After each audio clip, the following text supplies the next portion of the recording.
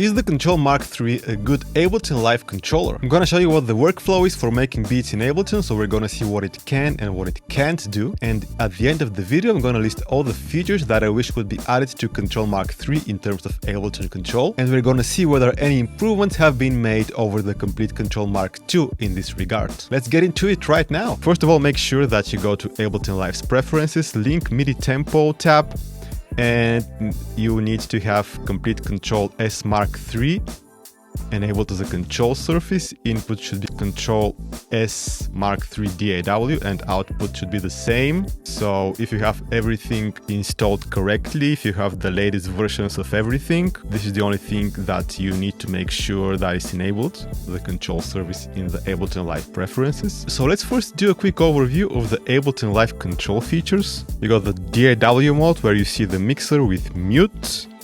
By hitting shift you got solo. And by default, you're controlling with this 4-directional encoder, you're controlling the volume of each track. Hitting shift and nudging it upwards, you're now controlling the panning. Then shift downwards, you're again controlling the volumes. And in the session view, nudging it left and right, you're selecting between different tracks. They are automatically record enabled, and you also have the ability to control the Komplete Kontrol plugin or Contact 7. This is the other instrument that the Kontrol MK3 can communicate directly to. Also, going up and down, you are selecting between different scenes, and so the clip that's on the selected scene on the selected track will be launched if you press on the encoder.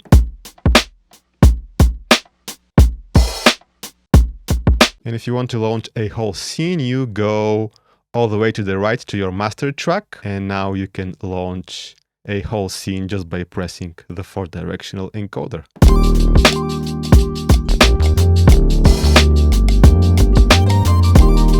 And then you have undo, redo by hitting shift. The loop option, which turns loop off and on. This is only for the arrangement view. And if we go to the arrangement view, we can see that by holding shift, loop, and rotating the encoder, we can change where the loop bracket is. We can also turn metronome off and on. By hitting shift, this button becomes a tap tempo button, where we can tap the tempo. Turning automation recording off and on. Play, where by hitting shift, we restart from the beginning. And if you're in the arrangement view, the record button will trigger arrangement recording. If you are in the session view, it will trigger session recording. These are the two buttons. This is arrangement recording and this one is the session recording. And of course we got the browser and plugin controls, but now let's see how the whole thing works from the beginning when making a track. So on this empty project, I'm gonna load a Komplete Kontrol instance. I'm gonna load some drums from battery. I'm gonna use drums from the Magnetic Coast expansion.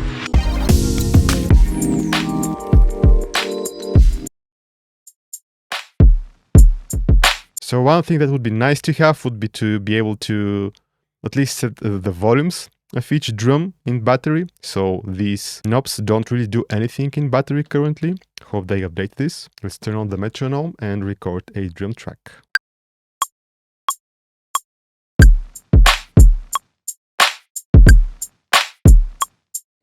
Alright, so we got some drums. We can quantize them, but maybe I will leave them as they are.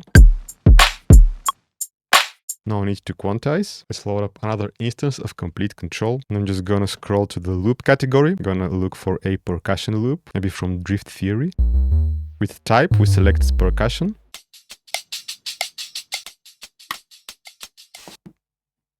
So we got this loop, but we need to lay down a MIDI node to trigger it. Otherwise, it's automatically stretched to the tempo of our project.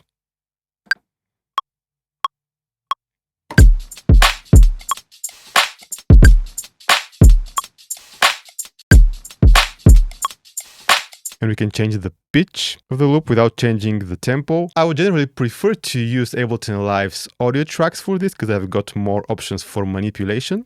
But if you want to use Komplete Kontrol, this is the way to do it. And obviously Komplete Kontrol makes finding the right loop much easier, so that would be an advantage to using the audio tracks in Ableton. Let's load up an instance of Contact 7, maybe do some guitar with Electric Mint.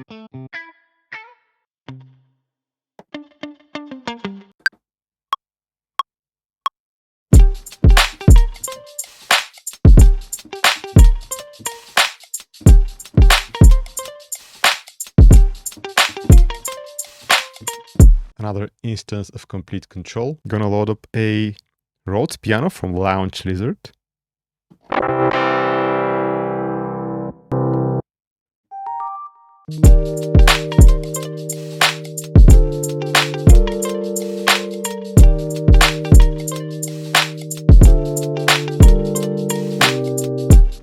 So something I'm missing here is the capture feature. It would be nice to be able to do that from the Kontrol MK3. This is the retrospective MIDI recording feature of Ableton Live, which basically records MIDI without you actually hitting record. So in order to bring back what I just played, I will hit this button here.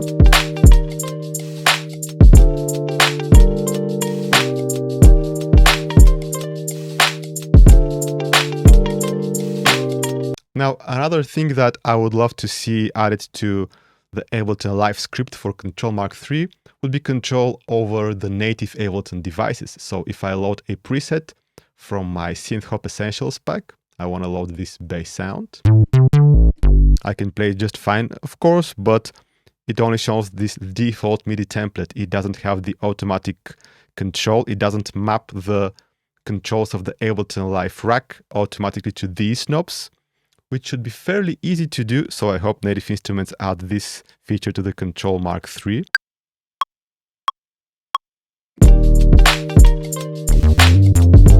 I made a mistake with this recording. I'm gonna hit undo, and for some reason I need to hit undo twice, but I think this is not a problem with the Kontrol MK3. I think Ableton works like that in general. I think with the push 3 it worked the same way. So you need to hit undo twice for the clip to be completely cleared. Let's record it once again.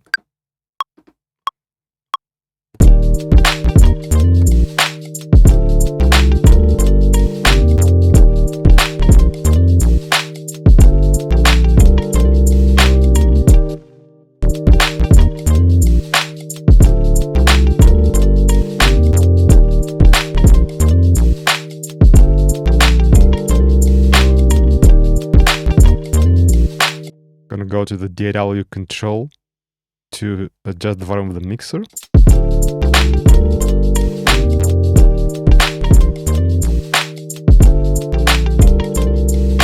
Okay, let's load up another instance of Komplete Kontrol. It automatically switches to the browser, of course, so let's go to Ultra Analog and look for a lead synth.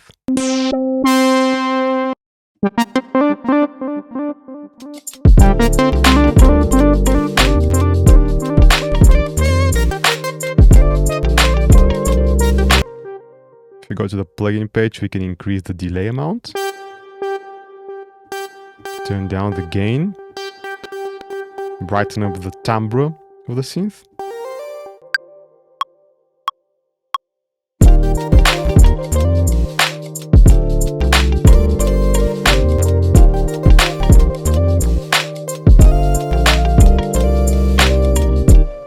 And yeah, also we can switch between different presets just by hitting the previous and next buttons if you want to audition more presets.